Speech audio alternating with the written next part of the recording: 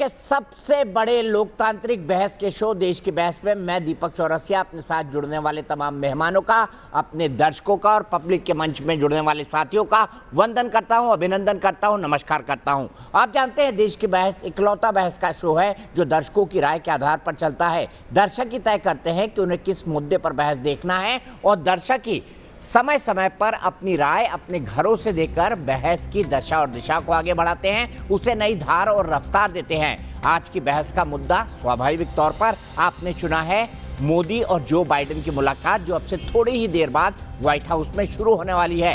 रात 8:30 बजे भारतीय समय के अनुसार नरेंद्र मोदी व्हाइट हाउस में पहुंचेंगे और जब तक मैं बात कर रहा हूं हो सकता है उनका काफिला भी व्हाइट हाउस के अंदर जाता हुआ हमें शायद दिखाई दे जाए। अब सवाल यह है कि बाइडेन के बुलावे पर प्रधानमंत्री नरेंद्र मोदी गए हैं, ऐसे में क्या होगा इस बैठक के अंदर। उसके बाद क्वाड की भी बैठक होनी है, वही क्वाड जो चीन के खिलाफ या चीन के अगेंस्ट रणनीति के तहत बना है, जिसमें ऑस्ट्रेलिया है, जिसमें जापान है, जिसमें भारत है, जिसमें अमेरिका है, जो एक चतुर्भुज बनाता है और इंडो पैसिफिक ओशन की रखवाली करता है। वहां पर चीन का आधिपत्य जो जमाना चाहता है उसको कमजोर कर रहा है। सवाल ये भी है कि पाकिस्तान, तालिबान और चीन की तिकड़ी का भारत क्या करेगा। अमेरिका भारत को क्या बताएगा इस तिकड़ी के बारे में। भारत ये बताएगा कि अगर कम्युनिज्म और इस्लामिज्म की तिकड़ी, कट्टर कम्युनिज्म और कट्टर इस्लामिज्म की तिकड़ी अगर भिड़ जाती है तो फिर क्या होगा। इस्लामिक कट्टरवाद, रेडिकलाइजेशन, इससे दुनिया दुखी है।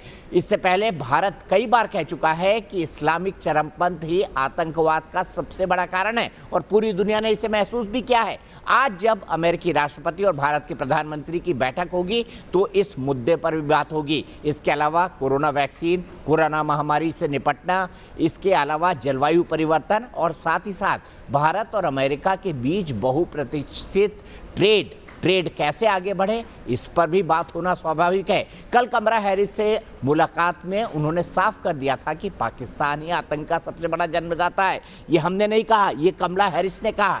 कितना महत्व है इसका ये भी आपको समझाएंगे, लेकिन इस वक्त की ब्रेकिंग न्यूज़ आ रही है। व्हाइट हाउस के लिए रवाना हो चुके हैं पीएम मोदी। जहां पीएम मोदी रह रहे हैं विलार्ड होटल में, वहां से व्हाइट हाउस की दूरी अगर कार से नापी जाए तो 3 से 4 मिनट की होनी चाहिए और ईस्ट गेट से वो घुसेंगे और अगले 3 से 4 मिनट में प्रधानमंत्री नरेंद्र मोदी व्हाइट हाउस पहुंच जाएंगे। हम नई तस्वीरों का इंतजार करते हैं, लेकिन अभी की ब्रेकिंग न्यूज़ मैं आपको बता देता हूं। क्वाड की बैठक के पहले क्या कहा है प्रधानमंत्री ने बता दिया। ये देखिए तस्वीरें आ रही हैं सीधे। प्रधानमंत्री मोदी व्हाइट हाउस के पोर्च में पहुंच रहे हैं और पोर्च में ये देखिए, ये आप देख सकते हैं तस्वीरों के अंदर, पोर्च के अंदर उनका स्वागत किया जा रहा है। मेरे ख्याल से चीफ ऑफ स्टाफ होंगी, प्रोटोकॉल ऑफिसर होंगी व्हाइट हाउस की, और गाड़ी देख सकते हैं, एक तरफ भारत का झंडा फहराता हुआ और दूसरी तरफ अमेरिका का झंडा। और इस वक्त व्हाइट हाउस के अंदर प्रधानमंत्री नरेंद्र मोदी को प्रोटोकॉल के हिसाब से रिसीव किया जा रहा है, उन्हें अंदर ले जाया जाएगा। अब ये देखना होगा कि ये मीटिंग ओवल ऑफिस में होती है या फिर किसी दूसरे कमरे के अंदर। ओवल ऑफिस यूएस प्रेसिडेंट का ऑफिशियल ऑफिस होता है और प्रधानमंत्री मोदी इस वक्त व्हाइट हाउस के अंदर इंटर करते हुए 1 घंटे का वक्त रखा है। 1 घंटा, पूरा 1 घंटा। जो बाइडेन अमेरिकी राष्ट्रपति, दुनिया के सबसे ताकतवर देश के राष्ट्रपति, जब दुनिया के सबसे बड़े लोकतंत्र के प्रधानमंत्री नरेंद्र मोदी से मिल रहे हैं तो कम वक्त नहीं दिया, उन्होंने पूरे 1 घंटे का वक्त दिया है। यही नहीं, इमरान खान उनके फोन का इंतजार ही करते रह गए। इमरान खान भी इस वक्त अमेरिका के अंदर हैं, आज संयुक्त राष्ट्र को संबोधित करेंगे, लेकिन इमरान खान को पूछने वाला कोई नहीं है। ये देखिए अजीत डोभाल साहब, नेशनल सिक्योरिटी एडवाइजर, जाते हुए दिखाई दे रहे हैं। इससे पहले हमने देखा एम्बेसडर साहब, वो भी जाते हुए दिखाई दिए थे। अब ये देखिए, ये दरवाजा बंद हो गया व्हाइट हाउस की लॉबी का और प्रधानमंत्री की गाड़ी अब डेजिग्नेटेड जगह पे पार्क हो जाएगी। ये जीएमसी अमेरिकन कार है, बड़ी मजबूत होती है, बुलेट प्रूफ कार होगी प्रधानमंत्री नरेंद्र मोदी के पास। सबसे बड़ी बड़े स्तर की सुरक्षा दी जाती है। ठीक उसी तरह की सुरक्षा प्रधानमंत्री नरेंद्र मोदी की होती है जिस तरह की अमेरिकी राष्ट्रपति की होती है। वो भी जब निकलते हैं तो रास्ता बंद होता है और प्रधानमंत्री मोदी भी द विलार्ड होटल के अंदर रुके हुए हैं, तो चारों तरफ से जो मेन पोर्च है उसको बंद कर दिया गया है। वहां पर पर्दे भी लगा दिए जाते हैं ताकि दूर से अगर कोई प्रधानमंत्री नरेंद्र मोदी को देखना चाहे या कोई गलत नियत से उन पर नजर रखना चाहे तो देख नहीं सकता, क्योंकि चारों तरफ पर्दे लगा दिए जाते हैं, कैनोपी लगा दी जाती है। अमेरिका के अंदर जिस होटल में भी वीवीआईपी रहता है उसकी सिक्योरिटी के हिसाब से। तो ये देखिए प्रधानमंत्री मोदी व्हाइट हाउस में रिसीव होते हुए फिर से इन तस्वीरों को दिखा रहे हैं, ताजा तस्वीरें व्हाइट हाउस के अंदर की। ये देखिए प्रधानमंत्री मोदी उतरे और सीधे अंदर जाते हुए, ये देखिए व्हाइट हाउस के ईस्ट गेट से अंदर जा रही है गाड़ी। इससे चंद कदमों की दूरी पर होटल द विलार्ड है जहां पर भारत के प्रधानमंत्री और उनका डेलीगेशन रुका हुआ है। वहीं पर भारत का मीडिया सेंटर भी बना हुआ है। ये देखिए अमेरिकन सोल्जर, जो व्हाइट हाउस का सोल्जर है, वो सैल्यूट देता हुआ प्रधानमंत्री की कार को, और जो प्रोटोकॉल ऑफिसर है वो उनको रिसीव करती हुई सीधे जाएंगे वो जो बाइडेन के पास, और जो बाइडेन उनका इंतजार कर रहे होंगे। थोड़ी देर में हैंडशेक होगा, उसका भी इंतजार कर रहे हैं, और शायद कोरोना के चलते हैंडशेक ना हो। आजकल ऐसा किया जाता है ना, वैसा भी हो सकता है जो बाइडेन और प्रधानमंत्री नरेंद्र मोदी के बीच। वैसे प्रधानमंत्री नरेंद्र मोदी जो झप्पी डालते हैं वो पूरी दुनिया के अंदर फेमस है। हर राष्ट्राध्यक्ष चाहता है कि प्रधानमंत्री नरेंद्र मोदी उन्हें भी झप्पी डाले, जिसे भारत में कहा जाता है जादू की झप्पी। तो जादू की झप्पी शायद कोरोना के चलते न डाल पाए, लेकिन जो बाइडेन और प्रधानमंत्री नरेंद्र मोदी की मुलाकात कोई नई मुलाकात नहीं है। बराक ओबामा एडमिनिस्ट्रेशन में जब जो बाइडेन उपराष्ट्रपति हुआ करते थे तब भी उनके साथ वो सतत संपर्क में थे, और एक बार उनके लिए एक रिसेप्शन भी होस्ट किया था जो बाइडेन ने, जब बराक ओबामा से मिलने भारत के प्रधानमंत्री नरेंद्र मोदी गए थे कुछ सालों पहले। आपने देखा था जब बराक ओबामा जो हमारी रिपब्लिक डे की परेड होती थी उसके चीफ गेस्ट बनकर आए थे, तो प्रधानमंत्री ने कैसे एक्सप्लेन किया था उस दिन कि कैसी है उनकी और बराक ओबामा की दोस्ती। उन्होंने उन्हें बराक कह के संबोधित किया था। क्या उसी तरह की रिलेशन वो जो बाइडेन से बना पाएंगे? डोनाल्ड ट्रंप जो उनके सबसे बड़े फैन थे, ये कहते थे बड़े हार्ड नेगोशिएटर है प्रधानमंत्री नरेंद्र मोदी, और उन्होंने बकायदा जो है जब डोनाल्ड ट्रंप प्रधानमंत्री नरेंद्र मोदी दूसरी बार जीते तब एक कार्यक्रम हुआ था टेक्सास में, ह्यूस्टन में, howdy Modi, how do you do Modi इसका मतलब था वहाँ की लैंग्वेज में। और उसके बाद प्रधानमंत्री ने रेसिप्रोकेट किया था और अहमदाबाद में सरदार पटेल स्टेडियम में मोटेरा में एक शानदार कार्यक्रम हुआ था जिसका नाम था नमस्ते ट्रंप। तो अभी भी हम कह रहे हैं अमेरिका में नमो नमो। मेरे साथ कई सारे खास मेहमान जुड़ चुके हैं। मेरे साथ मेजर जनरल जीडी बख्शी जुड़ेंगे, मेरे साथ सविता पटेल जुड़ेंगी सैन फ्रांसिस्को यूएस से, मेरे साथ डिप्लोमेट सुरेश गोयल साहब जुड़ेंगे, मेरे साथ भारतीय जनता पार्टी की राष्ट्रीय प्रवक्ता अपराजिता सारंगी जी जुड़ेंगी, मेरे साथ नदीम कुरैशी जी जुड़ेंगे, लीडर है पीटीआई के पाकिस्तान से। आज उनसे पूछेंगे कि नंबर क्यों नहीं लग रहा है इमरान खान का। इसके अलावा मायद अली जो पाकिस्तान के डिफेंस एनालिस्ट हैं वो जुड़ेंगे, और आरएसएन सिंह साहब मेरे साथ जुड़ चुके हैं। सबसे पहले शुरुआत करना चाहूंगा अपराजिता जी आपसे। लोग ये कह रहे थे कि अपराजिता जी मैं आपसे शुरुआत करना चाहूंगा, और मेरा पहला सवाल, जो लोग ये कह रहे थे कि प्रधानमंत्री ने तो बोल दिया आपकी बात ट्रंप सरकार, जबकि उन्होंने ये नहीं कहा था। उनका कहना यह था कि ऐसे नारे अब अमेरिका के अंदर भी लग रहे हैं। अब बाइडेन ने सबसे पहले किसी राष्ट्राध्यक्ष को बुलाया है तो पहले बुलाने वालों में से नरेंद्र मोदी जी शायद सर्वप्रथम है या पहलों में से एक है, टॉप की लिस्ट में है। कैसे देखती है इस डेवलपमेंट को आप?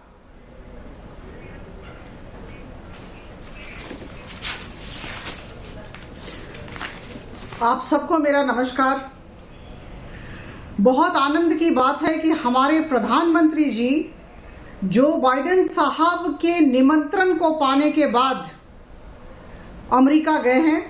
5 दिनों की यात्रा है और हम सब वाकिफ हैं उनका शेड्यूल क्या है, हमें पता है।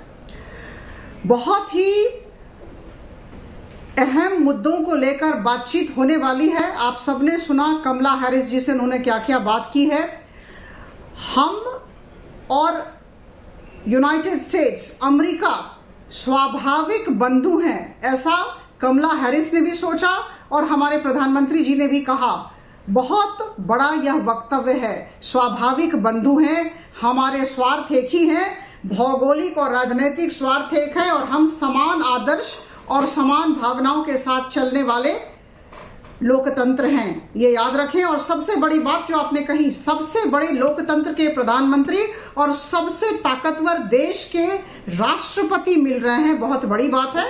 और मैं कहना चाहूंगी कि 3 बार प्रधानमंत्री जी और जो बाइडेन साहब की मीटिंग हो चुकी है, वर्चुअल मीटिंग हुई थी। एक मार्च में हुई जो क्वायत समिट था, और दूसरा अप्रैल में हुआ जो जलवायु परिवर्तन को लेकर विषय को लेकर हुआ था, और तीसरा G7 समिट जून में हुआ था। तो मार्च, अप्रैल, जून में बाइडेन साहब के साथ 3 विषयों को लेकर हमारे प्रधानमंत्री जी ने वर्चुअली बातचीत की थी। लेकिन यह मीटिंग जो है, क्वाड मीटिंग, जिसमें बहुत सारी चर्चाएं होंगी इंडो पैसिफिक रीजन के विषय में, और मुझे लगता है आतंकवाद जो पाकिस्तान द्वारा प्रेरित है, निश्चित तौर पर एक बहुत बड़ा मुद्दा बनने वाला है। अफगानिस्तान के हालातों पर भी बातचीत होगी। और जैसा कि कमला हैरिस जी के साथ बातचीत हुई, हम सब वाकिफ हैं, कमला हैरिस जी ने, वाइस प्रेसिडेंट ने हम सब की बहुत तारीफ की। हम एक दिन में 1 करोड़ टीका लगाते हैं, इसकी तारीफ उन्होंने की। और तब हमारे प्रधानमंत्री जी ने भी उन्हें सराहा कि ठीक समय पर जब हमारा देश दूसरे वेव से जूझ रहा था, तब पाकिस्तान ने दोस्ती का और सहयोग का हाथ बढ़ाया था, बहुत धन्यवाद दिया। और ये भी बताया कि एक दिन ऐसा भी था जब हमने 2.5 लाख टीकाकरण हमने किया है। और अब अंतर्राष्ट्रीय स्थिति हमारी ऐसी हो, ट्रैवल हमारे थोड़े हल्के हो जाएं, जितने भी वैक्सीन हैं सबको सर्टिफिकेट्स मिले, मान्यता मिले। तो मुझे लगता है कि ये जो कमला हैरिस जी के साथ बातचीत हुई, या this is the subset of the larger set, ये एक सेटिंग द टोन मीटिंग थी। और आज की मीटिंग बहुत महत्वपूर्ण है। और देखिए, मैं आप सबको बता दूं, डोनाल्ड ट्रंप के साथ हमारे बड़े अच्छे संबंध थे। 2019 में प्रधानमंत्री जी वहां गए थे। आपने अभी कहा हाउडी मोदी का जो कार्यक्रम हुआ था ह्यूस्टन में, वहां गए थे। और जिस तरह का उस समय की प्रतिक्रिया थी, हम सब वाकिफ हैं, लोगों की प्रतिक्रिया और अमेरिका की प्रतिक्रिया, डोनाल्ड ट्रंप जी की प्रतिक्रिया, हम सब वाकिफ हैं। और जहां तक जो बाइडेन साहब का सवाल है, इनके साथ भी हमारे मधुर संबंध है। मैंने कहा 3 बार बातचीत हो चुकी है, यह 4th बातचीत है। तो कहीं ना कहीं अगर आप देखेंगे, यूएस और इंडिया, ठीक है, और फिर 2 और कंट्रीज हैं हमारे, जापान और ऑस्ट्रेलिया, जो क्वाड के मेंबर्स हैं, हम सब एक ही पेज पर हैं, एक ही पेज पर हैं। और हमारी बातचीत, हमारे मुद्दे एक होने वाले हैं। तो बहुत ही सकारात्मक दृष्टिकोण हम सबका है, और आशा करती हूं कि बहुत सौहार्दपूर्ण वातावरण में बातचीत होगी। जी ठीक है, सीधे यूएस चलते हैं सविता पटेल के पास। सविता बताइए, कमला हैरिस पीएम मोदी से मुलाकात पर जो बाइडेन उत्साहित, ये आ रही है मोजो ब्रेकिंग। मोजो मतलब मोदी और जो बाइडेन दोनों देशों के बीच आपसी संबंध मजबूत करने पर चर्चा होगी। कोविड से लेकर जलवायु परिवर्तन पर होगी चर्चा, ये हमारे सूत्र हमें बता रहे हैं। ये बाइडेन ने कहा है, माफ कीजिएगा, ये बाइडेन ने कहा है, बाइडेन ने ट्वीट किया है। पीएम मोदी से मुलाकात पर जो बाइडेन का ट्वीट है, ये देखिए, ये दर्शाता है भारत की महत्ता कितनी है। मीटिंग शुरू नहीं हुई, अमेरिकन प्रेसिडेंट ट्वीट कर रहे हैं, पीएम मोदी से मुलाकात को लेकर उत्साह है। बाइडेन ने ये कहा है, कोरोना जलवायु परिवर्तन पर आपसी साझेदारी पर बात होगी, ये जो बाइडेन ने कहा है। पीएम मोदी से मुलाकात पर ये जो बाइडेन का ट्वीट है। सविता पटेल, कितना आपको अनकन्वेंशनल लगता है कि मुलाकात से पहले अमेरिका का राष्ट्रपति उत्साह जता रहा है? दीपक, बाइडेन वरना तो कई मुलाकातों के बाद ट्वीट किया, स्टेट डिपार्टमेंट 2 लाइन की ब्रीफिंग भी नहीं देता। जी दीपक, मैं आपको बताऊं कि ज्यादातर जितने यूएस प्रेसिडेंट्स रहे हैं, जो पिछले 20 साल में इंडिया और यूएस का एक पार्टनरशिप आगे बढ़ा है, उसमें बाइडेन इंडिया के बहुत बड़े फैन रहे हैं। बाइडेन वो प्रेसिडेंट अब हैं, वो जब पहले सेनेट में थे, he was the one responsible कि जो पोखरण के बाद अमेरिका ने इंडिया पे सैंक्शंस लगाए थे, उन्होंने यूएस सेनेट को कन्विंस किया था, जॉर्ज बुश को कन्विंस किया था कि वो जो सैंक्शंस हैं वो आप लिफ्ट कर दीजिए। उस टाइम से जो सैंक्शंस लिफ्ट होने के बाद जो पार्टनरशिप बनी है, बाइडेन ने ये भी कहा था जब वो वाइस प्रेसिडेंट थे ओबामा के साथ, जो उन्होंने डिफेंस डील्स साइन करवाई थी, अगेन सेनेट को कन्विंस करके, तो वो एक बहुत स्ट्रॉन्ग एलाय मानते हैं इंडिया को, और वो ये देखते हैं कि एशिया में चाइना को काउंटर करने के लिए अगर उनके पास एक कोई बहुत स्ट्रॉन्ग एलाय है, जिसका एक राइजिंग इकोनॉमिक क्लाउट भी है, जिसकी डेमोक्रेटिक वैल्यूज टाई अप होती हैं अमेरिकन डेमोक्रेटिक वैल्यूज से, तो वो इंडिया है। और इसलिए आज ये जो पार्टनरशिप की मीटिंग है इंडिया की प्रधानमंत्री मोदी के साथ और जो बाइडेन की, ये बहुत अहम है, क्योंकि वो ये भी जानते हैं कि जो क्वाड की शुरुआत हुई थी, जो क्वाड का पहला थॉट था, वो जापान के प्राइम मिनिस्टर और इंडिया के तब जो प्राइम मिनिस्टर थे मनमोहन सिंह जी, उनके साथ 2004 की सुनामी के बाद हुआ था। That was the first thought of quad. तो अगर आप क्वाड की बात करें तो आप ये माने कि इंडिया ने एक तरह से क्वाड की कॉन्सेप्ट की रचना की करीब 16-17 साल पहले। तो ये एक मोदी जी इस पोजीशन ऑफ स्ट्रेंथ से जा रहे हैं, क्वाड के आर्किटेक्ट या फाउंडर कंट्री होने की एक कॉन्सेप्ट और आइडेंटिटी के साथ जा रहे हैं। और बाइडेन शुरू से इंडिया के बहुत बड़े फैन रहे हैं। ठीक है, बैठक शुरू हो चुकी है। मैं सीधे चलता हूं सुरेश गोयल साहब के पास। सुरेश गोयल, यूएस प्रेसिडेंट का ट्वीट, मुलाकात शुरू हुई, उसके साथ ही यूएस प्रेसिडेंट ट्वीट करते हैं। आप इसको कितना महत्वपूर्ण मानते हैं, कितना अनकन्वेंशनल है? क्योंकि कई राष्ट्राध्यक्ष तो आके चले जाते हैं, कई बेचारे टेलीफोन के लिए इंतजार कर रहे हैं इमरान खान जैसे, लेकिन बाइडेन ट्वीट करते हैं बैठक से पहले। कितना इंपॉर्टेंट है इंडियन डिप्लोमेसी के लिए? देखिए, ये मीटिंग बहुत महत्वपूर्ण है और ये आपने बिल्कुल सही कहा कि यूएसए बड़ा सेलेक्टिव है, बहुत मुश्किल से चयन करता है कि कौन से राष्ट्राध्यक्ष को बुलाया जाए, किससे बातचीत की जाए, क्योंकि कोई भी राष्ट्राध्यक्ष हो, प्रधानमंत्री हो या राष्ट्रपति हो, उनके पास इतना समय नहीं होता है कि वो हर एक से बातचीत कर सके या हर एक से मिल सके। तो जिससे मिलते हैं, जिससे बातचीत होती है, वो एक बड़ी इम्पोर्टेंस होती है। तो इसका मतलब ये है कि अगर एक फेस टू फेस मीटिंग हो रही है तो प्रेसिडेंट जो बाइडेन इंडिया को काफी हद तक प्राथमिकता देते हैं और इम्पोर्टेंस देते हैं। एक तो बात ये है। दूसरा जो आपने कहा ट्वीट के बारे में, मैं समझता हूँ कि अगर विजिट महत्वपूर्ण है और हर एक को वो मिलते भी नहीं है, तो ये ट्वीट करना एक स्वाभाविक सी चीज है कि ट्वीट करके बता रहे हैं कि वो मीटिंग के लिए कितना एंशियस है, कितना उत्साहित है, कितना वेट कर रहे हैं। मैं इसके बाद में 2-3 चीजें जो है मैं कहना चाहूंगा सब्सटेंस के बारे में। देखिए, इस टाइम पर जो सिचुएशन बन रही है संसार में, ग्लोबली या रीजनली अगर हम कहें इंडो पैसिफिक में या एशिया में, तो उसके लिए आप भी पहले बोल चुके हैं कि चाइना को रोकने के लिए और यूएसए की भी प्रायोरिटी ये है कि जिस तरह से चीन एक आक्रामक ढंग से आगे बढ़ रहा है और उसका एक लक्ष्य ये है कि यूएसए को किस तरह से हटा करके वो एक शीर्ष स्थान पर नंबर 1 बन जाए, तो उसके लिए जरूरी ये है कि चीन को इंडो पैसिफिक में रोका जाए। और इंडो पैसिफिक में रोकने के लिए सामरिक दृष्टि से भारत का साथ बहुत जरूरी है। तो जो आज की बैठक हो रही है, तो सामरिक दृष्टिकोण से बहुत महत्वपूर्ण है। इसमें इंडो पैसिफिक की चर्चा होगी, इसमें अफगानिस्तान की चर्चा होगी, इसमें भारत की टेक्नोलॉजी की चर्चा होगी। जी जी ठीक है गोयल साहब, एक एक पॉइंट को लेकर डिस्कस करते हैं और सबसे पहले सामरिक महत्व पर बातें करते हैं, अफगानिस्तान पर बात करते हैं, आतंकवाद पर बात करते हैं। जीडी बख्शी जी, आज भारत के प्रधानमंत्री को क्या जताना चाहिए कि तालिबान, पाकिस्तान और चाइना का गठजोड़ दुनिया के लिए सबसे बड़ा खतरा है? यह संकेत दे देना चाहिए, यह बोल देना चाहिए 2 टूक?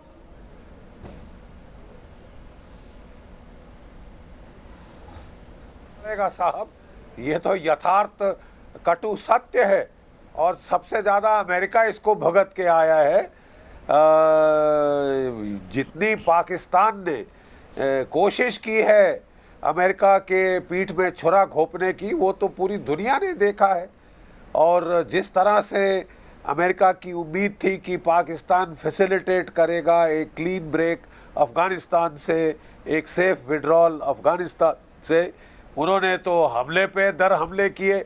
31 के बाद तक जो बाइडेन साहब पहले वो एक्सटेंड करना चाहते थे इवैक्यूएशन के प्लान, तालिबान ने पाकिस्तान की प्रॉडिंग पे साफ मना कर दिया और कि अमेरिका जल्दी जाए, दफ़ा हो जाए उसके पहले तक उन्होंने IS खुरासान के कुत्ते छोड़े काबुल के ऊपर, जिन्होंने 180 अफगान मारे बेचारे नागरिक, आदमी औरतें जो भागने की कोशिश कर रहे थे उस हेल होल से, और उसके पश्चात वो 13 अमेरिकन मेरीन सोल्जर्स को हताहत किया और 18 को घायल किया। तो मुझे तो पक्का यकीन है कि अब ये खमियाजा भुगतना पड़ेगा पाकिस्तान को भी किसी न किसी रूप में, और जो हमारे लिए मुसीबत छोड़ दी गई है उसके बारे में प्लेन टॉकिंग हमको करनी पड़ेगी कि 85 बिलियन डॉलर का जो गिफ्ट है जो कि तालिबान और पाकिस्तान को दिया गया है वो तो रीजन को महंगा पड़ेगा। तो मुझे पक्का यकीन है कि हमारे प्रधानमंत्री इसमें तो बिल्कुल नहीं चूकेंगे और वो ये जो इम्प्लिकेशंस हैं वो बताएंगे, क्योंकि खतरा अब अमेरिका को है। पहले इंटेलिजेंस असेसमेंट थी कि 2 साल में अलकायदा फिर रीग्रुप होके अमेरिका पे वार कर सकता है अफगानिस्तान से। अब तो वो कह रहे हैं ये साहब शायद ये इससे भी जल्दी हो जाए। आयमान जवारी की बातें हो रही हैं कि वो वापस पहुंच गया है, और जो बॉडीगार्ड था ओसामा बिन लादेन का वो भी जो है कंदहार में पहुंच चुका है और डीगे हाँक रहे हैं वो बड़ी कि हमने अमेरिका जैसी सुपर पावर को हराया एट्सेट्रा एट्सेट्रा। तो कहाँ तक अमेरिका को ये गवारा होगा, ये तो अमेरिका को फैसला करना पड़ेगा। कहाँ तक वो ये जो पीठ में छुरा घोंपा गया है पाकिस्तान तालिबान द्वारा, हर एक जो उन्होंने इनके साथ जो भी उन्होंने इनके साथ एग्रीमेंट किया था दोहा में उसको वायलेट किया है। उन्होंने कहा था हम अपने इलाके को इस्तेमाल नहीं होने देंगे किसी टेररिस्ट एक्टिविटी के लिए किसी और देश के बरखिलाफ। ये जो IS खुरासान का हमला नानगरहार से हुआ वो भी तो अफगानिस्तान से हुआ है। तो क्या तालिबान इन कंट्रोल है? क्या वो एश्योरेंस देती है कि वो IS खुरासान को नकेल कर सकेगी, अलकायदा को नकेल कर सकेगी? कौन सा आश्वासन वो तोड़ दिया। उन्होंने कहा था इंक्लूसिव सरकार बनाएंगे, वहां सरकार है साहब, it is a criminal drug syndicate mafia, terror mafia को बिठा दिया है। 33 मिनिस्टर्स में से 17 जो है वो ठीक है। जनरल साहब यही से बात को आगे बढ़ाते हैं, जनरल साहब यही से बात को आगे बढ़ाते हैं। और मेरे साथ पाकिस्तान से 2 जेंटलमैन हैं। मेरे साथ नदीम कुरैशी साहब है PTI के नेता, और मेरे साथ मायद अली साहब है पाकिस्तान के डिफेंस एनालिस्ट। सबसे पहले कुरैशी साहब मैं आपके पास आऊंगा नदीम भाई, और आपसे जानना चाहूंगा, मुझे लगता है कि इमरान खान न्यूयॉर्क में हैं, उनको अपना टेलीफोन नंबर व्हाइट हाउस में लिखवा देना चाहिए, क्योंकि फोन वोन तो आ नहीं रहा है। कहीं नंबर डिलीट तो नहीं कर दिया जो बाइडेन साहब ने अपनी फोन बुक से इमरान खान का? बिस्मिल्लाहिर्रहमानिर्रहीम। सबसे पहले तो आपके सब देखने वालों को मेरी तरफ से अस्सलाम वालेकुम। देखें दीपक जी, मैं आप सबकी खुशियां देखकर मुझे चले तस्कीन मिली 15 अगस्त के बाद। आपके तमाम एनालिस्ट, आपके तमाम पैनलिस्ट, आपकी तमाम पॉलिटिकल ताकतें, वो तमाम लोग जो मोदी जी के उस नजरिए को सब कॉन्टिनेंट में प्रमोट करना चाहते थे कि यहाँ हिंदुस्तान कोई मॉनिटर का किरदार अदा करे, उनको चले कोई अच्छी खबर तो मिली। आज मोदी जी की वाशिंगटन यात्रा, व्हाइट हाउस जाने को जिस तरह से आप लोग परसीव कर रहे हैं, ये खुशियां आपको मुबारक हो। पाकिस्तान के प्रधानमंत्री है, एक सॉवरेन कंट्री के प्रधानमंत्री है। मेरा जवाब तो दे दीजिएगा, अपनी तकरीर करिएगा। क्या जो बाइडेन साहब ने फोन बुक से इमरान खान का नंबर हटा दिया? देखिए मेरा जवाब दे दीजिए ना, तकरीर करिएगा। मैं आपको पूरा मौका दूंगा तकरीर करने का, मुझे कोई दिक्कत नहीं है। हम तकरीर करने ही बैठे हैं। मुझे बताइए ना, जो बाइडेन ने अपने फोन बुक से इमरान खान का नंबर क्यों मिटा दिया? ये इमरान खान वही है जिन्होंने इंडिया को 21 में से 20 मैचों में शिकस्त दी थी। आप इमरान खान के बाउंसर्स को बहुत बेहतर समझते हैं। जरा सुनील गावस्कर जी से पूछे, जरा रवि शास्त्री जी से पूछे इमरान खान क्या है। देखिए, अब हम सियासत की बात कर रहे हैं। पाकिस्तान ने जो रोल इस खित्ते में अदा किया वो नेटो अफवाज की रवानगी ने देखा। देखिए, जब क्रिकेट के कैप्टन थे तब क्रिकेट के कैप्टन थे, अब देश के कैप्टन थे, और हिट विकेट हो रहे हैं बार बार। क्रिकेट की बात मत करिए, देश की कैप्टनसी की बात करिए। ये देखिए, 1 मिनट, व्हाइट हाउस से तस्वीरें आ रही हैं। देखिए तस्वीरें जो बाइडेन साहब अमेरिका के राष्ट्रपति और नरेंद्र मोदी अगल बगल में बैठे हैं। साइड में जो मैडम आपको दिखाई दे रही है वो ट्रांसलेटर है। नोट्स लिए जाते हैं, बकायदा लिखा जाता है minute to minute, point by point कि मिस्टर मोदी ने क्या कहा, मिस्टर बाइडेन ने क्या कहा, और ये पॉइंट बाय पॉइंट लिखा जाता है और इसके नोट्स बनते हैं और आने वाले समय में रेफरेंस के लिए इसका इस्तेमाल किया जाता है। ये देखिए जो बाइडेन साहब और नरेंद्र मोदी साथ आपको दिखाई दे रहे हैं व्हाइट हाउस के अंदर। तो ये मुलाकात 1 घंटे चलने वाली है। 1 घंटे चलने वाली इस मुलाकात में कोरोना से लेकर चाइना से लेकर पाकिस्तान से लेकर तालिबान से लेकर अफगानिस्तान, और हर वो बात होगी जिसको लेकर पाकिस्तान इस वक्त बेचैन है। तो मैं ये आपको ये कह रहा था नदीम भाई, अब देश की कैप्टनसी की बात करिए, वहां तो बोलना नहीं चाहिए ऐसा, गधे बेच के इकोनॉमी चल रही है। गधे भी बहुत अच्छे इंसान होते हैं, उनको ही बेचा जा रहा है। अच्छे जानवर होते हैं। करें ना आप, ये बड़ा अच्छा आपका ये बड़ा प्रॉब्लम है। आप चाहते हैं कि सिर्फ बोला जाए ताकि हिंदुस्तान का आम शहरी आपको सुने, आप मेरी बात नहीं सुनना चाहते। मैंने आपको अपनी बात सुनानी है। देखिए पाकिस्तान को किसी नौयत का कोई खौफ नहीं है।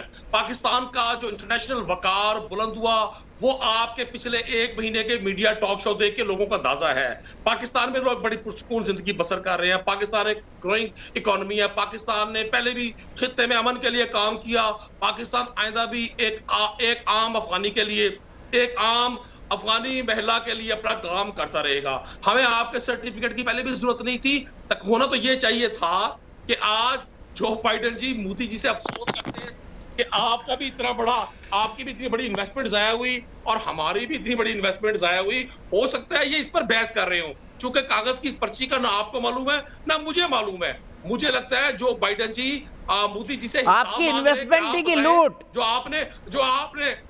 आपने हिंदुस्तानियों के बिलियंस डॉलर, एक आम हिंदुस्तानी के जो सड़क पर लेटा हुआ था बगैर वैक्सीन के, फिर आपके कई मीडिया के लोग बुरा मान जाते हैं, वो हिंदुस्तानी बच्चा जो चाइल्ड लेबर करता है करोड़ों की तादाद में, वो बच्चियां जो कम सिनी की एज में मौत के मुंह पहुंच जाती है मेडिसिन ना होने की वजह से। आज मैं समझता हूं जो बाइडेन जी मोदी जी से ये पूछेंगे कि मोदी जी ये बताएं, अरे आपके यहाँ तो बिरयानी, आपके यहाँ तो अंडा नहीं मिल रहा सर, आपके यहाँ तो रसगुल्ले खा के सो रहे हैं लोग आजकल। बिरयानी, रसगुल्ला, फिरनी सब मिल रही वहां हर आदमी को, फ्री में बट रही है। तालिबान वाले बांट रहे हैं और चाइना वाले बांट रहे हैं।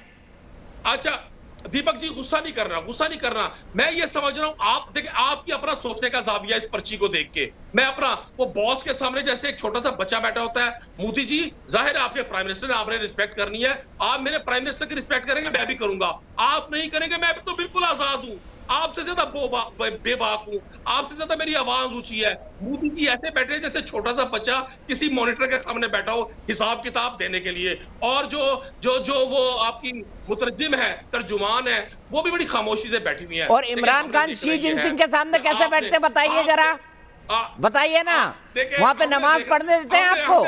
नमाज पढ़ने देते हैं चाइना वाले? बताइए ना, चाइना वाले नमाज पढ़ने देते हैं पाकिस्तान में आपको? दिखाऊं वो मौलाना तारिक का टेप आपको? दिखाऊं मौलाना तारिक का टेप? नमाज तो हम तलवार के अच्छा नहीं दिखवाता हूँ, रुकिए दिखवाता हूँ आपको, दिखवाता हूँ। बहुत आपकी बहुत तकरीर हो गई नदीम भाई, बहुत तकरीर हो गई, बहुत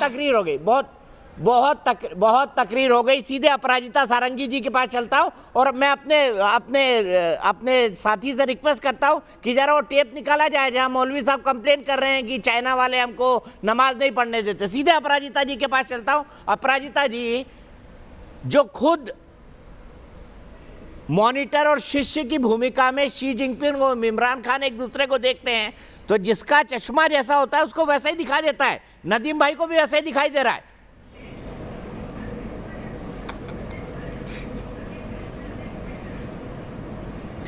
देखिए आपने दीपक जी बहुत ही अच्छा प्रश्न किया, मैं उस प्रश्न की पुनरावृत्ति करना चाहूंगी। यूनाइटेड नेशंस जनरल असेंबली की समिट है, 76वीं समिट, और इमरान खान साहब वहां मौजूद हैं। उनकी बड़ी इच्छा थी जो बाइडेन साहब से मिले, लेकिन अभी तक उन्हें अपॉइंटमेंट नहीं मिला है। क्यों? देखिए ऐसा है कि पाकिस्तान का जिस तरह का बर्ताव रहा है, मुझे संदेह है कि उन्हें अपॉइंटमेंट मिलेगा भी। और ये जो मीटिंग चल रही है ये बहुत ही महत्वपूर्ण मीटिंग है।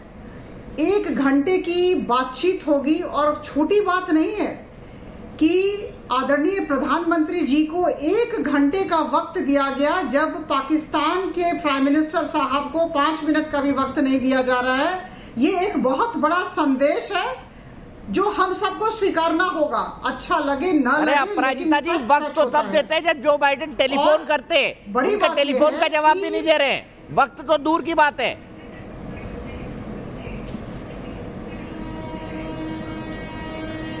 सही बात है, सही बात है। तो मुझे लगता है कि ये जो एक साझेदारी के माहौल में बातचीत चल रही है, बड़ा सकारात्मक माहौल है और चतुर्थ बार बातचीत हो रही है। 3 बार बातचीत हो चुकी है वर्चुअली, जैसा कि मैंने कहा, और हम सब बड़े आशावादी हैं कि जलवायु परिवर्तन हो या कोविड हो या फिर इंडो पैसिफिक में चाइना की जो स्थिति है, इस पर जरूर बातचीत होगी। देखिए, मिलिट्री मैनोवेरिंग जो हो रहा है चाइना की तरफ से या फिर कोर्सिव इकोनॉमिक प्रैक्टिसेस हो रहा है इंडो पैसिफिक रीजन में, निश्चित तौर पर चाइना के बर्ताव को लेकर बातचीत होगी। और पाकिस्तान ने तालिबान को जिस तरह का सहयोग किया और अमेरिका को धोखा दिया, अमेरिका के लिए मुझे लगता है जिस तरह की मुश्किलें पैदा करनी थी, पाकिस्तान ने कोई कसर नहीं छोड़ा। अभी जैसा कि बख्शी साहब ने कहा, पीठ पीछे छुरा भोंकना, मुझे लगता है इससे अच्छी एनालॉजी कुछ हो ही नहीं सकती, इससे अच्छी अभिव्यक्ति कुछ हो ही नहीं सकती है। तो ऐसी स्थिति में Pakistan has to be in the firing line, और पाकिस्तान महज एक देश नहीं है जो फायरिंग लाइन में आएगा, पूरे आतंकवाद को फायरिंग लाइन में लाना है और निश्चित तौर पर यह होगा।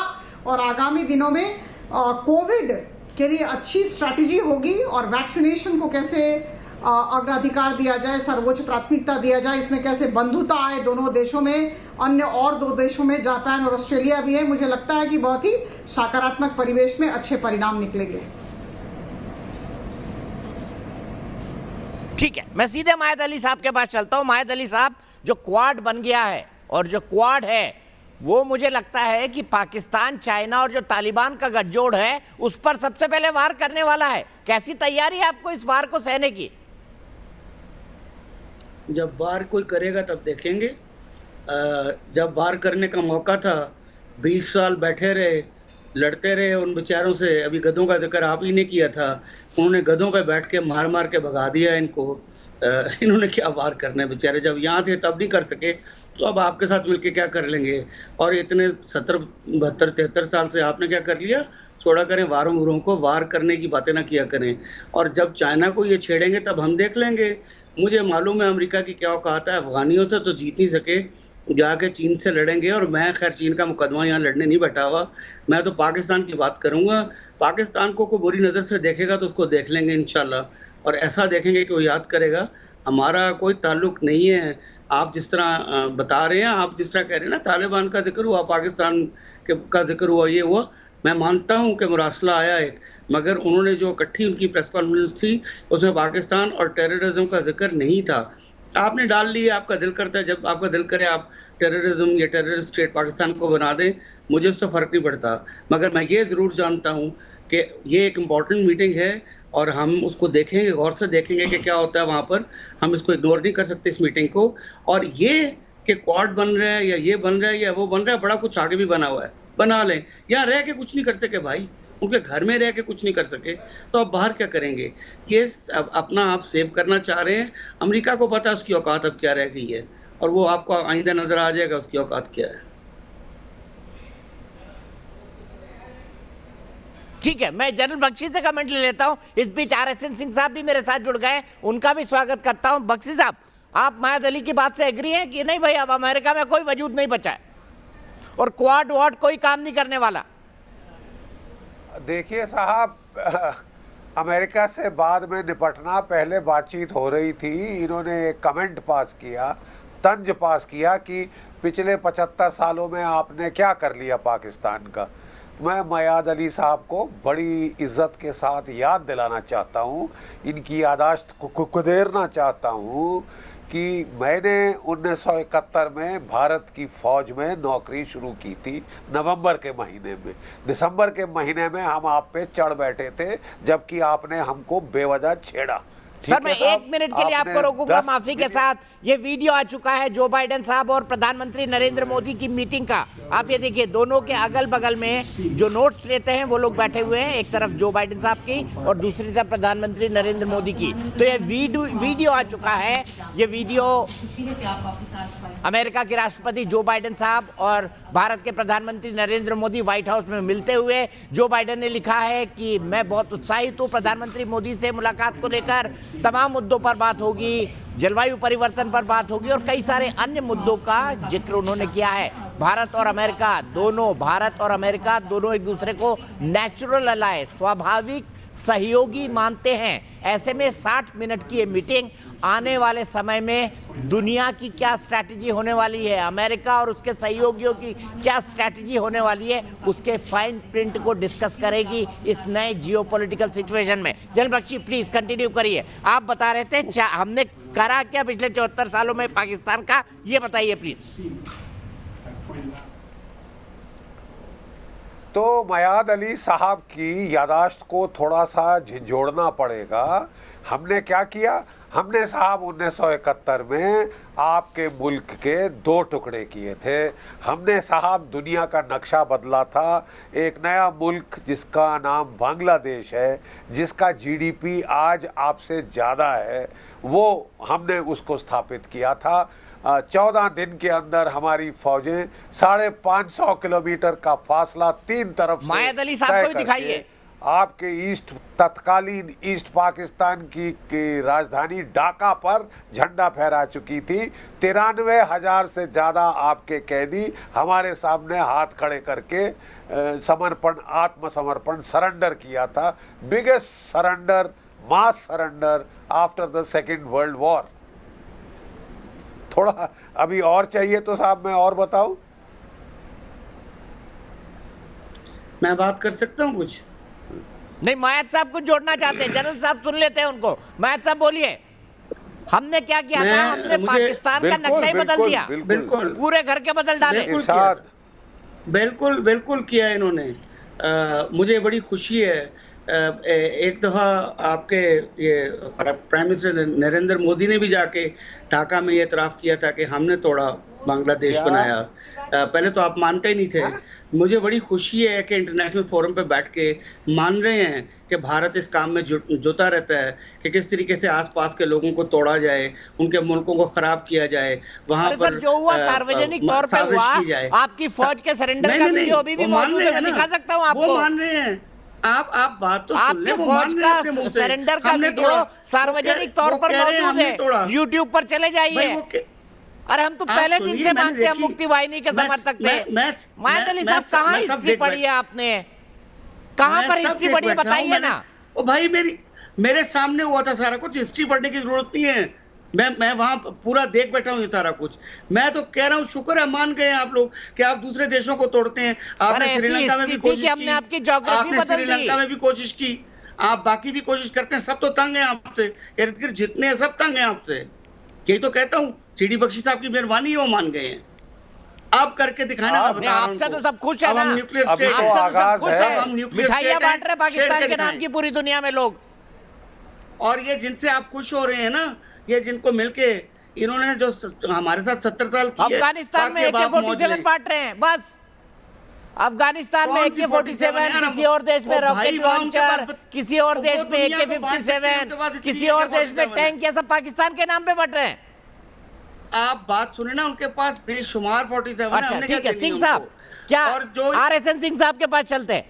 वो उनने अच्छी ज्योग्राफी भी पढ़ी है, हिस्ट्री भी पढ़ी है। सविता में 1 मिनट आ रहा हूँ। सिंह साहब बताइए कि हमने कभी सार्वजनिक तौर पे नहीं माना कि हमने बांग्लादेश का निर्माण किया है? मायाद अली साहब कह रहे हैं नहीं, जो बना ही नहीं वो टूट कैसे सकता है? मुझे नहीं मालूम कि भारत की नीति क्या है इस बारे में। मुझे नहीं मालूम कि दुनिया की जो इंटरनेशनल जो प्रोटोकॉल है उसके मुताबिक पाकिस्तान का स्थान क्या है। लेकिन मैं एक आम आदमी हूं और एक आम आदमी के नज़रिए से ये जानता हूं कि जो चीज़ बनाई नहीं वो तो हमारी ज़मीन है, हमने उसको तोड़ दिया। आगे देखते हैं क्या होता है, आगे आपको भी तोड़ेंगे। आपका क्या औचित्य था बनने का? क्या है? क्या किस बात पे मुल्क बना आपका, ये तो बताइए। किस बात का मुल्क बना? मुसलमानों का मुल्क। तोड़ा तो था फिर ना आपको, आज आपको तहरीके तालिबान पाकिस्तान आपको कह रही है कि एक मिनट सर, एक मिनट आपको तहरीके तालिबान का 47 का तो पाकिस्तान गया बोल नहीं रही ना। है कि आप शरीयत 47 लागू का करो, दुख नहीं आप गया अभी इस्लामिक तक। मुल्क हो, आप क्यों नहीं लागू? 47 का दुख नहीं गया, फिर तोड़ेंगे आपको। नहीं सर, नहीं सुनिए सर, 25 साल की उम्र कोई होती ही नहीं है किसी राष्ट्र की, और 14 साल 1400 साल is also a blip, is a blip in the trajectory of civilisation. आप समझ रहे मेरी बात? 1400 साल में कुछ हुआ, फिर मयाद अली साहब आपको मालूम है कि कैसे शिया लोग किधर कैसे निकले। So that is a blip and is 25 years, 50 years, 70 years is not even a speck of dust। जहां तक इतिहास का ये है, तो जो चीज बना ही नहीं, कौन बनेगा? Who fathered you? Who fathered your? Who do you? Are you a nation? Are you? क्या आप राष्ट्र हैं? Try to be decent, आप my dear, स्टेट try अपने to आप be को decent. मानते कि आप I राष्ट्र है, can और get राष्ट्र very है nasty. तो ये राष्ट्र I को पैदा can get किसने very किया? nasty. अरे Use सर, proper words. आप क्या मेरी बात कर रहे हैं? Try proper words. नहीं, I can no, I am just telling you, जिस ये बताइए ना कि not telling me किस anything. बात You're पर, not telling किस me बात anything. पर आपकी your nationhood is predicated on what? No, is your nationhood is predicated on what? Is it 800 साल की गुलामी ने तंग किया predicated on a आपको। मौलवी और a इमाम और an अहमदिया? किस पे predicated है आपका नेशनहुड? आप अपना बताइए। ओके, तो फिर अपना बताइए। तो फिर ऐसा हो सकता है? ऐसा हो सकता है कि दीने इलाही पे कड़ी नाव पे आपका मैं 1 मिनट के लिए रुकूंगा। एक ब्रेकिंग न्यूज आ रही है व्हाइट हाउस से इस वक्त। मुझे खुशी है आप एक बार फिर व्हाइट हाउस आए। ये जो बाइडेन ने कहा है, व्हाइट हाउस में जो बाइडेन और प्रधानमंत्री नरेंद्र मोदी की बैठक जारी है। खुशी है कि आप एक बार फिर से व्हाइट हाउस आए हैं। ये जो बाइडेन ने कहा है, पीएम मोदी से बहुत ही गर्मजोशी से मिले हैं अमेरिकी राष्ट्रपति, और उन्होंने ये भी कहा है कि भारत और अमेरिका के संबंधों का ये नया अध्याय है। ये बैठक जारी है और मैं सीधे चलता हूं इस वक्त तेज प्रताप चौबे के पास। सागर, मेरे दर्शक जुड़ गए। तेज प्रताप जी, क्या कहेंगे इस मीटिंग पर? नमस्कार सर। जैसे कि वर्तमान परिवेश में हम देख रहे हैं, आतंकवाद के ऊपर और जो चारों तरफ हमने देखा अफगानिस्तान की जो हालत थी, इसके ऊपर ये जो दो राष्ट्रपति मिल रहे हैं, सिर्फ प्रधानमंत्री नहीं है, अभी तो दो विश्व की सर्वश्रेष्ठ शक्तियां आज के समय में मिल रही। तो मैं ये कहना चाहता हूँ कि इस पर कठोर निर्णय लेने चाहिए। और जो अभी हमारे साथ पाकिस्तान से संवाददाता जो जुड़े थे, वो कह रहे थे कि हम फिर से वॉर करके देख लेंगे, फिर से युद्ध करके देख लेंगे। तो मैं अपनी कलम से लिखी हुई 4 पंक्तियां उन तक पहुंचाना चाहता हूँ कि जो गांधी का सिर्फ देश समझते हैं, तो वो ये भूल जाते हैं कि यहाँ पर भगत सिंह, चंद्रशेखर आजाद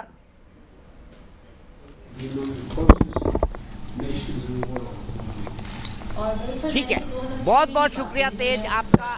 मैंने कहा था कि 2020 तक भारत और अमेरिका जो है वो सबसे ज्यादा करीबी देश होंगे। Maybe I shouldn't, these are not part of my prepared remarks, but when I was in Mumbai as vice president, I finished meeting with the equivalent of the Chamber of Commerce.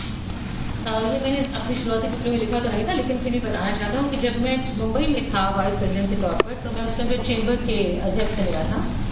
And afterwards, the Indian press asked me, do I have any relatives in India?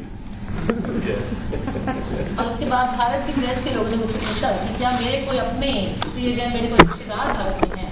I said,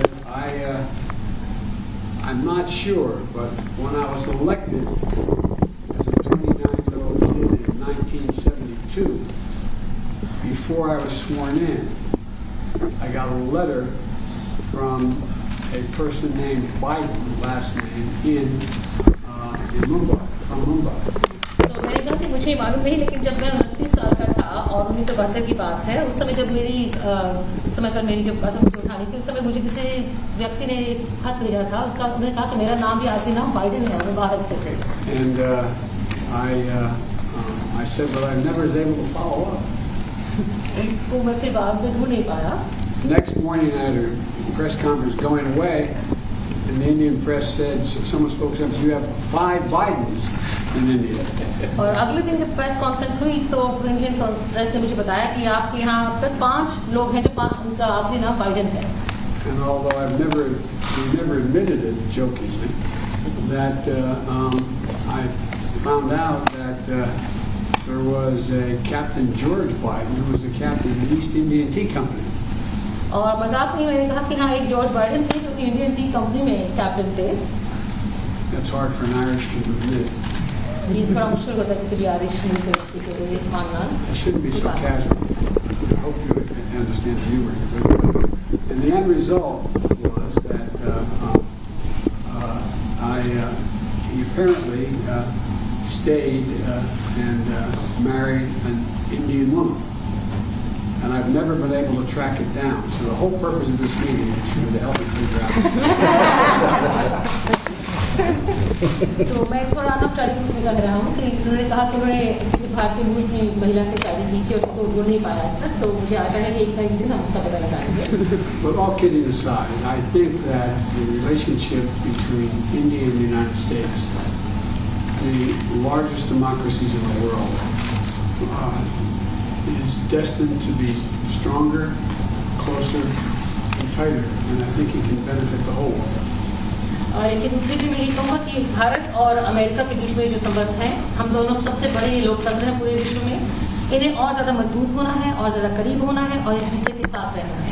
And I think that's begun to come to pass. And today, we're launching a new chapter in the history of U.S.-Indian ties and taking on some of the toughest challenges we face together, starting with a shared commitment to ending the COVID pandemic. तो ऐसा हुआ है और आज हम एक नया अध्याय शुरू कर रहे हैं भारत और अमेरिका के बीच में, और उसका पहला काम है कि हम इस बड़ी महामारी कोविड-19 को समाप्त करने के लिए वचनबद्धता व्यक्त कर रहे हैं। Prime Minister and I were going to be talking today about what more we can do to fight COVID-19, take on the climate challenges that the world face, and ensure stability in the Indo-Pacific, including with our own Quad partners. तो आज प्रधानमंत्री और मैं इस बारे में बात करेंगे किस तरह से कोविड महामारी को दूर किया जाए और किस तरह से जलवायु संकट जो बना हुआ है उसको हम निपट सकें और इंडो पैसिफिक में किस तरह से हम अपने आप को सुरक्षित बना सकें। Of course, our partnership is more than just what we do. It's about who we are. It's rooted in our shared responsibility to uphold democratic values, our joint commitment to diversity, and it's about family ties, including 4 million Indian Americans who make the United States stronger every single day. हमारी जो आपस में partnership है, जो हमारी सहभागिता है, उससे कहीं ज़्यादा है। हम जानते हैं कि हम लोग कौन हैं और हम चाहते हैं कि इसमें एक विविधता हो, हमारे आपस में पारिवारिक संबंध है, क्योंकि 4 मिलियन भारतीय मूल के लोग हैं जो यहाँ पर हमें हमारे देश को ज़्यादा सुदृढ़ और ज़्यादा मजबूत बनाते हैं। As the world celebrates Mahatma Gandhi's birthday next week, we're all reminded that his message of non-violence, respect, tolerance matters today maybe more than it ever has. And so I'm looking forward to my discussions with the Prime Minister. And thank you. और अगले सप्ताह जब हम महात्मा गांधी जी का जन्मतिथि मनाएंगे, उस समय पर हमें याद रखना है कि उनके जो बताए हुए मूल्य थे, अहिंसा, लोगों के साथ सहिष्णुता और आदर, ये आज के विश्व में पहले से कहीं ज्यादा की जरूरत है। और प्रधानमंत्री जी हम आपके साथ बात करने के लिए आगे आते हैं। धन्यवाद। आपका है। राष्ट्रपति जी, सबसे पहले तो मैं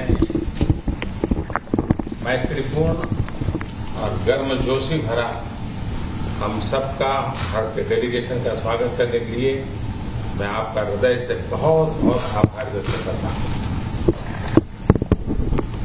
First of all, Mr. President, I would like to express my gratitude for this very warm welcome, full of friendship. partnership, not only to me but to my delegation. 2016 में और 2014 में भी मुझे आपसे विस्तार से बात करने का मौका मिला और उस समय आपने भारत अमेरिका के संबंधों में आपका जो विजन है जिसको आपने शब्दबद्ध किया था वो वाकई बहुत ही प्रेरक था और आज आप राष्ट्रपति के रूप में उस विजन को आगे बढ़ाने के लिए जो पुरुषार्थ कर रहे हैं, प्रयास कर रहे हैं, इनिशिएटिव ले रहे हैं, इसका मैं स्वागत करता हूं। Mr. President, in 2016 and even before that, in 2014, we had an opportunity to have discussions in detail. And at that time, Mr. President, you had laid out your vision for the relations between India and the United States. And you had enunciated that in great detail, and really that was a vision that was inspirational. And today, Mr. President, as President, you are making all efforts and taking initiatives to implement that vision, and I warmly welcome that. आपने भारत में Biden surname के लोगों के सामने अपना detail में जिक्र किया। आपने मेरे साथ भी इस बात को उल्लेख किया था। बाद में मैंने काफी कुछ कागजात खोजने की कोशिश की है, कागजात में लेकर के भी आया हूँ। हो सकता है शायद इसमें तो कुछ आगे का निकल आए, शायद आपको कुछ काम आए। Mr. President, you have talked in detail about the burden, the Biden surname in India, and in fact you had mentioned that to me earlier too. Well, after you mentioned it to me, I hunted for documents, and today I have brought along some documents. Maybe we'll be able to take this matter forward, and maybe those documents would be of use to you. Are we related? Yes.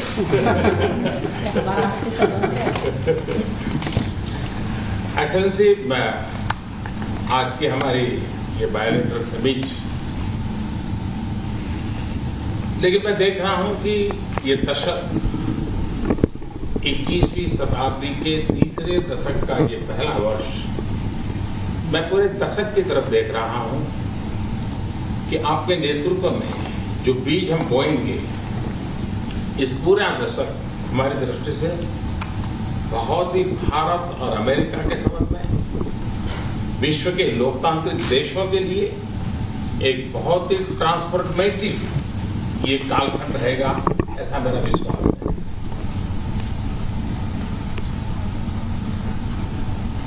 Mr. President, I firmly believe that in our summit talks and summit meeting today, what I see is that this is the third decade of the 21st century. This is the first year of the third decade. And I see that when I look at the entire decade, I find that under your leadership, the seeds have been sown for the Indo-US relations to expand, and for all democratic countries in the world, this is going to be a transformative period. I can see that very clearly. जब भारत और America के संबंधों में मैं transformative देख रहा हूं, तब मैं देख रहा हूं कि ट्रेडिशन, लोकतांत्रिक परंपराओं और मूल्यों को लेकर के जो हम जी रहे हैं और जिसके प्रति हम समर्पित हैं, हम कमिटेड हैं, वो ट्रेडिशन का अपना एक महात्म्य और अधिक बढ़ेगा। And this is when I see that this transformative period is in Indo-US relations. And when I talk about traditions, I'm talking about democratic traditions, democratic values, traditions to which both our countries are committed. And I find that importance of these traditions will only increase further. उसी प्रकार से आपने उल्लेख किया 4 million से अधिक लोग भारत के अमेरिका की विकास यात्रा में सहभागी हैं। ये दशक में टैलेंट का अपना एक महत्व है। पीपल टू पीपल, ये टैलेंट इस दशक में बहुत ही प्रभावी भूमिका अदा करेगा और भारत के टैलेंट अमेरिका की विकास यात्रा में पूरी तरह सहभागी होती चली जाए, उसमें आपका योगदान बहुत महत्वपूर्ण है। In a similar vein, Mr. President, you mentioned the more than 4 million Indian Americans who are participating in the journey of progress of America. And when I look at the importance of this decade and the role that is going to be played by this talent of the Indian Americans, I find that this people-to-people talent will play a greater role, and Indian talent will be a full partner in this relationship. And I see that your contribution is going to be very important in this. उसी प्रकार से दुनिया में सबसे ज्यादा driving force बन रही है technology.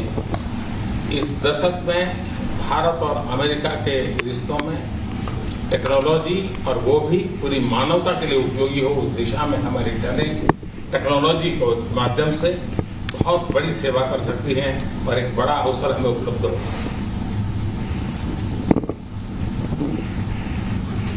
Mr. President, in similar lines, the most important driving force in the world today would be that of technology, and the technology that is going to be for the service and for the use of humanity. And I find that opportunities for this are going to be tremendous. उसी प्रकार से भारत और America के बीच trade का अपना महत्व है, और इस दशक में ट्रेड के क्षेत्र में भी हम एक दूसरे को काफी पूरक हो सकते हैं। बहुत सी चीजें हैं जो अमेरिका पास है, जो भारत को जरूरत है, बहुत सी चीजें भारत के पास है जो अमेरिका के काम आ सकती हैं। तो ट्रेड भी इस दशक का एक बहुत बड़ा क्षेत्र रहेगा।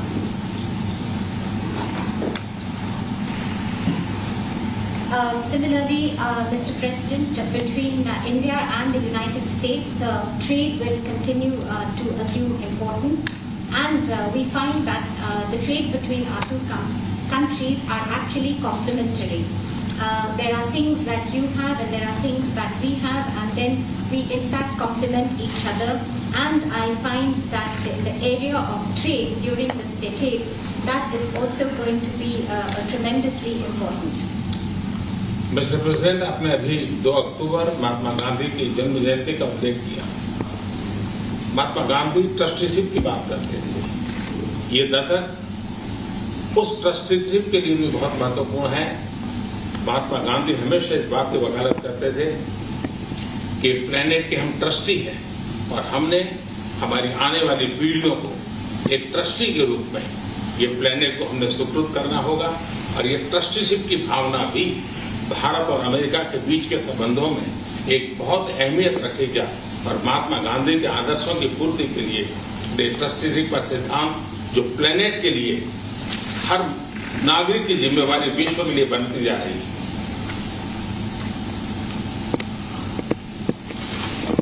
Mr. President, you just mentioned that on the 2nd of October we will be celebrating the birth anniversary of Mahatma Gandhi.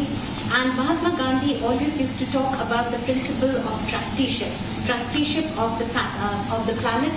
And this decade, Mr. President, from that point of view, is also going to be important, as this entire principle of trusteeship.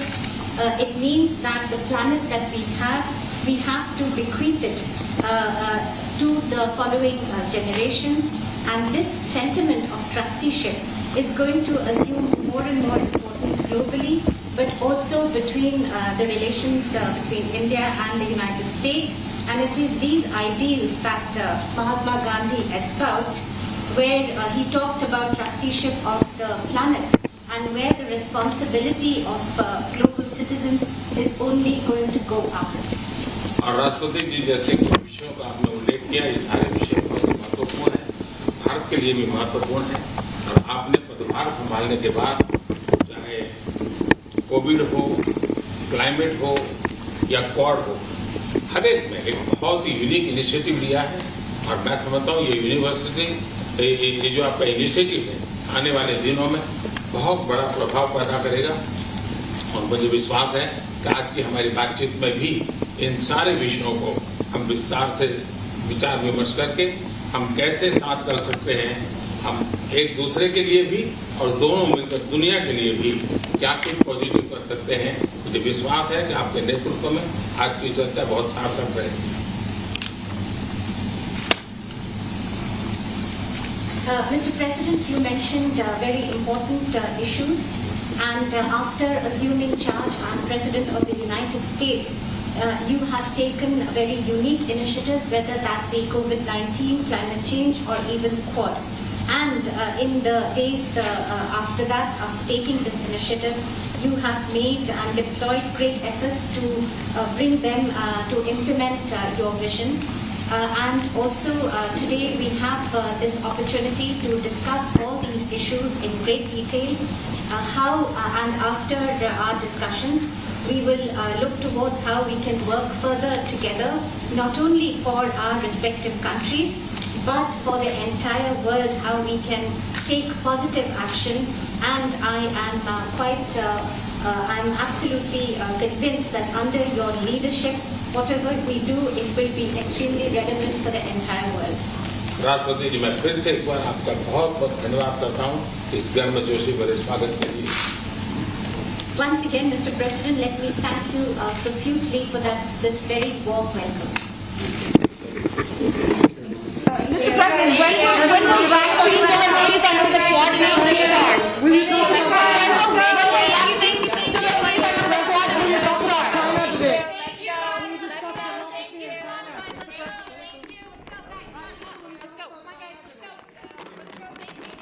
Thank you.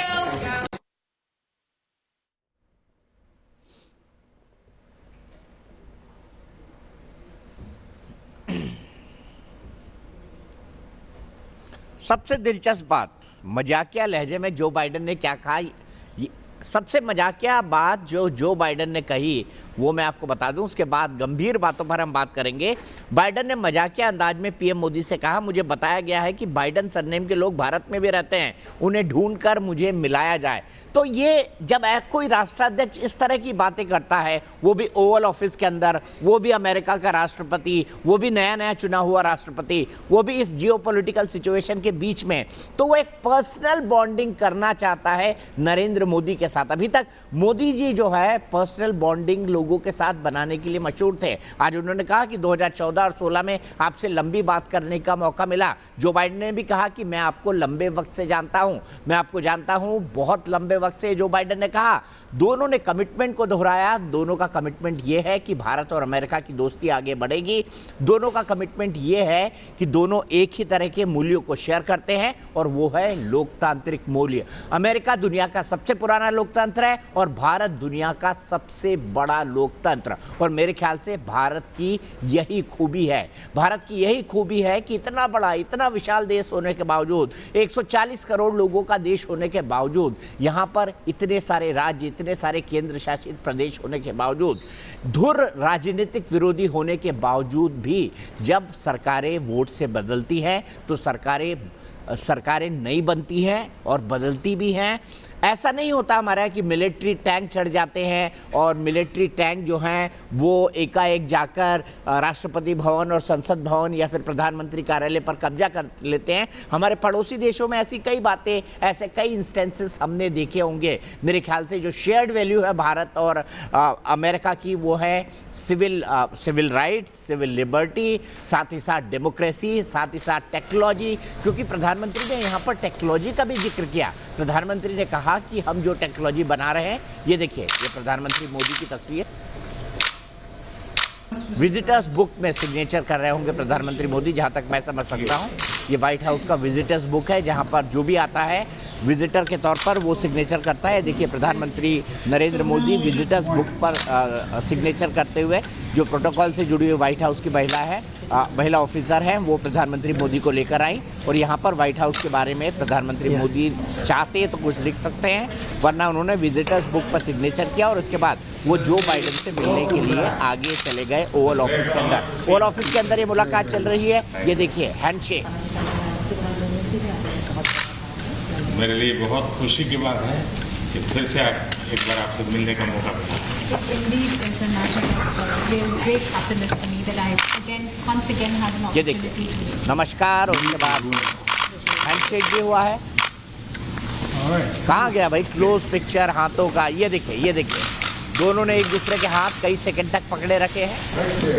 ये रिश्तों की गर्मजोशी की बात करता है, वरना American president का हाथ पकड़ना कोई मामूली बात नहीं है। वैसे भी भारत के प्रधानमंत्री का भी हाथ इतनी देर तक पकड़ के रहना कोई मामूली बात नहीं है।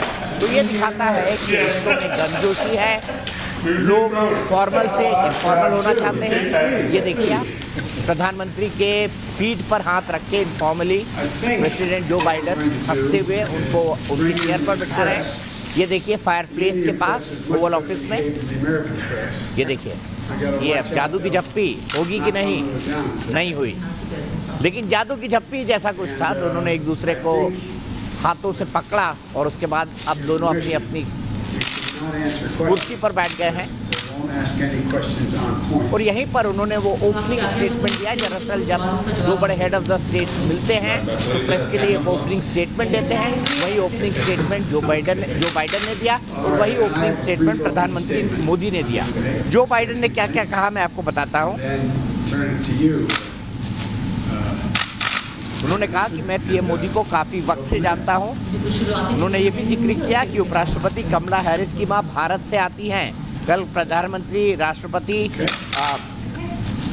उपराष्ट्रपति कमला हैरिस से मिलने गए थे। उन्होंने ये भी कहा कि पीएम मोदी के यहाँ आने से मैं खुश हूँ।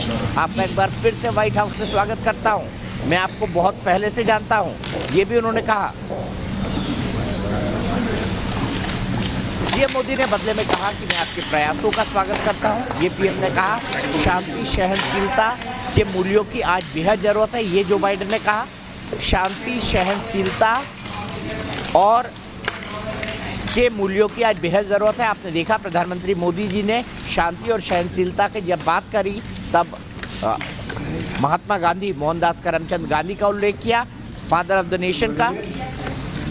अमेरिका में बहुत माना जाता है महात्मा गांधी को, और वहाँ पर उनकी कई स्टैच्यूज लगी हुई हैं, वॉशिंगटन में भी लगी हुई हैं, कई और इलाकों में भी लगी हुई हैं।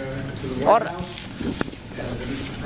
अमेरिका के ज़्यादातर लोग महात्मा गांधी, उनके वैल्यूज़ को बहुत अच्छी तरह जानते हैं।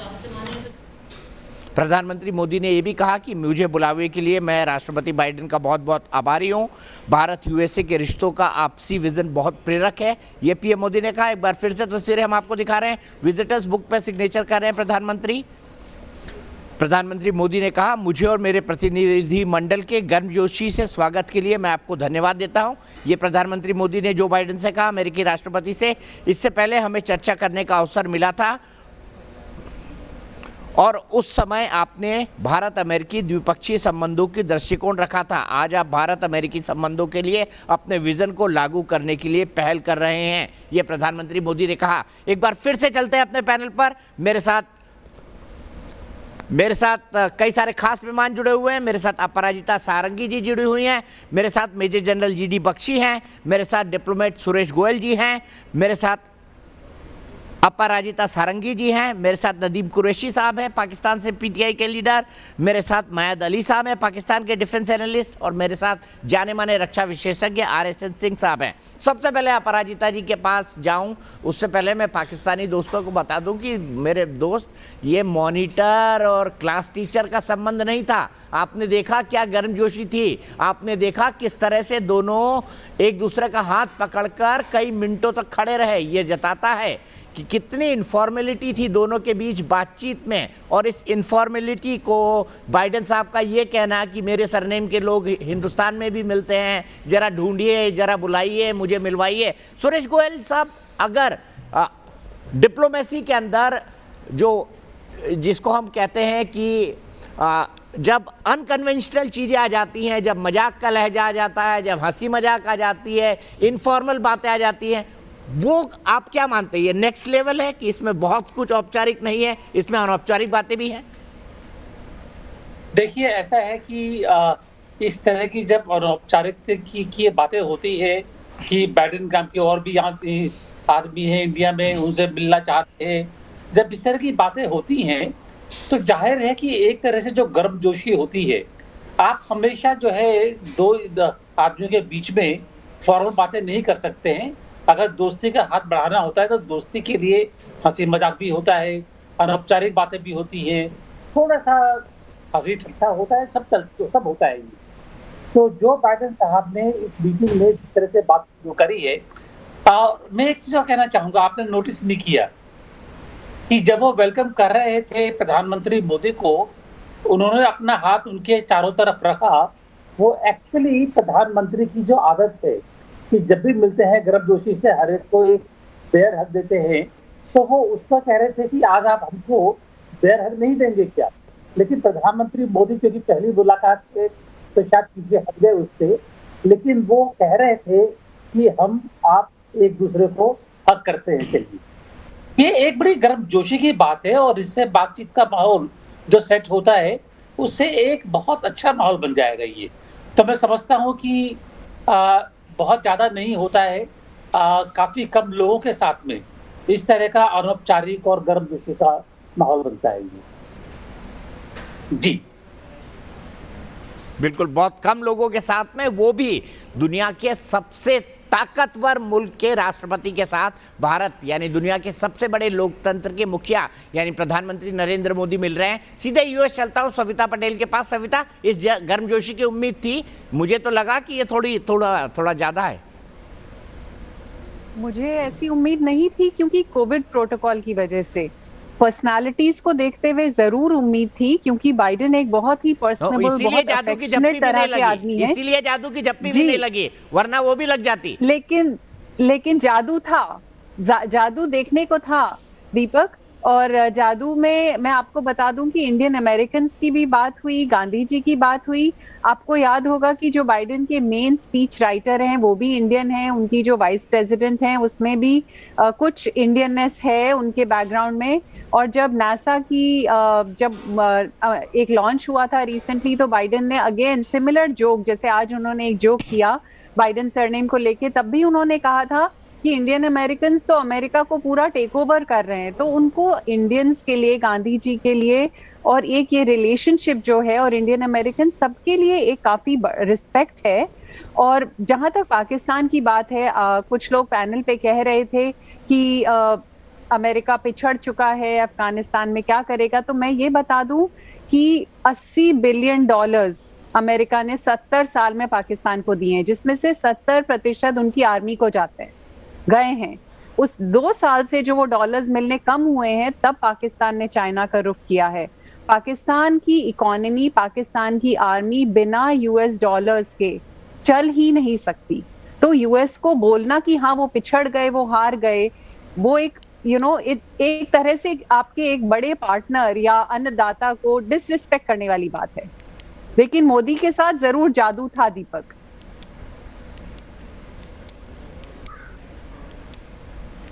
और मोदी की पूरी पर्सनालिटी ऐसी है जिसमें जादू है, इसीलिए तो इमरान खान साहब अभी तक समझ नहीं पा रहे हैं। सीधे मैं चलता हूं महद अली साहब के पास। महद अली साहब, मुझे बताइए, एक छोटा सा कमेंट देखिए, क्या मतलब आप तो अपने अन्नदाता का ही अनादर कर रहे हैं जिसने आपको $80 बिलियन अभी तक दिए, आपके फौजियों के पेट भरे, उनके पापा जो उनकी एजेंसी खुनाई पूरी दुनिया में, वर्ल्ड में पिज्जा बेचते हैं आपके जनरल बाजवा, उसके बावजूद भी मतलब इतनी एहसान फरामोशी। आपकी जो आप तस्दीक करना चाह रहे हैं पाकिस्तान की दीपक जी, मैं उस पर बात नहीं करूंगा, मगर जो बात आप कर रहे हैं अंदाता या बड़ा हमारे से या वो, मैं मानता हूँ अमेरिका ने बहुत पाकिस्तान के साथ मदद भी की है, डॉलर्स भी भेजे होंगे, सब कुछ किया है, मगर उसने बिना मकसद कभी कुछ नहीं किया। जब उसका मकसद था उसने किया, जब उसका मकसद ख़त्म हो गया वो अभी हट गया है, जब मकसद दोबारा होगा फिर आ जाएगा। तो मैं ये नहीं कह रहा, मेरे से ज़्यादा खुश कौन होगा, मैं तो थक गया हूँ अमेरिका के हाथों जो कुछ हमारे साथ हुआ है। 79 से लेके आज तक वो जो सोवियत युद्ध था उसमें हमें इस्तेमाल किया गया बड़ी बुरी तरीके से, और उसका खमियाजा हम आज तक भुगत रहे हैं। हमारी सोसाइटी के अंदर भी प्रॉब्लम हुआ, उसके बाद अब ये दोबारा तालिबान का मसला बना, फिर हमें भुगतना पड़ा। मतलब आप ये, मैं मानता हूँ कि उन्होंने पैसा दिया, सारा कुछ किया, या आप हमें ताना देना चाहते हैं आप दे लें, कोई बात नहीं, मुझे कोई फर्क नहीं पड़ता, मगर फैक्ट्स ये हैं कि अमेरिका ने ये कोई दान नहीं किया था पैसा, उसने काम उसका था, उसको जरूरत थी पाकिस्तान की, उसने ये किया था। ठीक है, माना मायद अली साहब, मानी मैंने आपकी बात मानी। मेरे पास अफसोस वक्त कम है, मैं आखिरी कमेंट और क्लोजिंग कमेंट और एक अच्छा बढ़िया कमेंट आरएसएन सिंह साहब से चाहता हूं। आरएसएन सिंह साहब, मैं जानता हूं आपसे बेहतर ऑब्जर्वर कोई नहीं है, इस ऑप्टिक्स को देख के आज आप क्या कहेंगे जो प्रधानमंत्री और राष्ट्रपति की मुलाकात हुई है?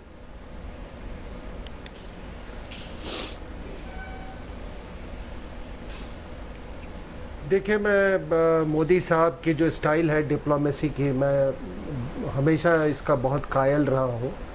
यह पहली बार नहीं है। जिस कॉन्फिडेंस से वो भारत को रिप्रेजेंट करते हैं, एक टर्म है डिफरेंशियल एंग्जाइटी, और मैंने अपने सब कॉन्टिनेंट के ज़्यादा लीडर्स को देखा है कि जब भी ये अंग्रेज़ों से मिलते हैं तो वो डिफरेंशियल एंग्जाइटी उनमें रहती है कि किस तरीके से हम अपने आप को दिखाएं, पहनावे में, अपने बातचीत में, अपने भाषा में, कि किस तरीके से हम बहुत अंग्रेजियत लेके आए हैं, हम बहुत अंग्रेजी जानते हैं, और हम देखो कितना बढ़िया, मतलब हमारा डिक्शन कितना अच्छा है, लेकिन फिर भी वो आप पर हंसते हैं। Modi does not carry any of this differential anxiety. Mahatma Gandhi ने भी, he never carried any differential anxiety, let me tell you. उन्होंने बाद में वो धोती धारण किया, स्वराज जैसे संस्कृत के टर्म्स निकाले। तो आपकी दुनिया में इज्जत तभी होगी जब आप ये डिफरेंशियल एंग्जाइटी से आप अपने आप को आप जब निकाल लेंगे। और वो चीज़ मुझे बहुत बेहतरीन लगती है, बहुत बेहतरीन लगती है मोदी साहब को। लगता है साहब, उन्होंने क्या कहा, बड़ी आप लोगों ने मिस कर गया। उन्होंने कहा ट्रेड में आपसे हमको कुछ लेना है, हमको देने के लिए भी बहुत कुछ। जो एनी बसंत कहा करती थी, मतलब इन अनदर वो कहती थी कि ठीक है, बाहर से आप जोवेल्स लो, लेकिन हिंदुस्तान से डायमंड्स भी लो आप, ठीक है ना।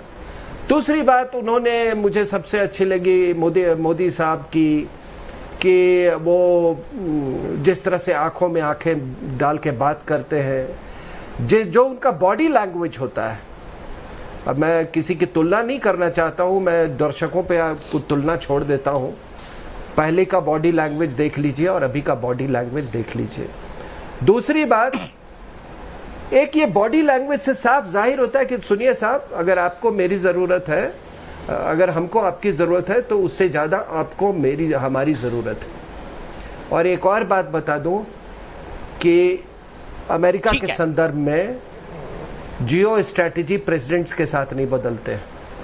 बहुत कम लोगों को यह मालूम है कि जाते जाते ट्रंप साहब ने इंडो पैसिफिक स्ट्रैटेजी का फ्रेमवर्क डीक्लासिफाई कर दिया था। कई साल पहले बाद होना था, उसको पहले ही कर दिया था। तो ये एक कॉन्फिडेंट नेशन का एक कॉन्फिडेंट प्राइम मिनिस्टर, इससे हमको और इससे बड़ा। ठीक है सर, यहीं रुकते हैं। अफसोस मेरे पास आज के लिए वक्त इतना ही है। आज जो बाइडेन साहब ने कहा वो चलते चलते मैं आपको एक बार फिर बताऊंगा। उन्होंने मजाक में कहा कि मुझे ये पता चला है कि भारत में 5 लोगों का सरनेम बाइडेन है, तो अपने भारत के साथ एक रिश्ता जोड़ना चाहते हैं जो बाइडेन। लेकिन आज हमने जो सवाल पूछा था उसका जवाब ले लेते हैं कि आतंकवाद के खिलाफ आक्रामक रणनीति एकमात्र विकल्प है। 99% लोगों का बोल मानना है हाँ, और 1% ही कहते हैं नहीं। फिलहाल एक ब्रेक, लेकिन हमारी मोजो कवरेज यानी मोदी और जो बाइडेन की मुलाकात की कवरेज लगातार जारी है और मैं भी आपके साथ बना हुआ हूं।